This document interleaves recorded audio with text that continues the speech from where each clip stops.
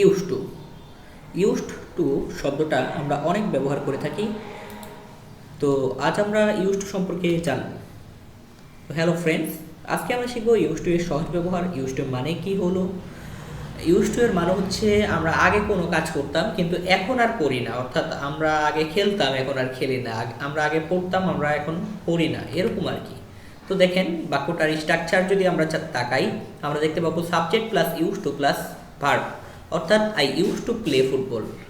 আমি আগে ফুটবল খেলতাম, অর্থাৎ এখন আমরা আর খেলি না। She use to live in Dhaka, সে ঢাকায় বসবাস করত কিন্তু এখন আর কি সে ঢাকায় থাকে না। We use to watch cartoon, আগে আমরা কার্টুন দেখতাম, দেখা যায় আমরা ছোটোবেলায় আগে কার্টুন দেখতাম কিন্তু এখন আর দেখি না।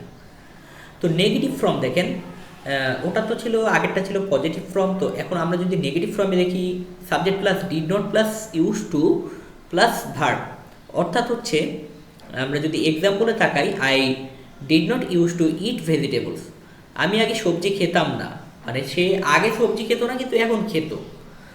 হি did not use to wake up early, সে সকালে আগে উঠতো না। আর আমরা যদি কোশ্চেন করতে চাই তাহলে আমরা ইউজ টু কে যদি কোশ্চেন করতে চাই সবার আগে একটা ডিড আনতে হবে, তারপর subject plus use to plus verb, অর্থাৎ did you use to play cricket, তুমি কি আগে ক্রিকেট খেলতে?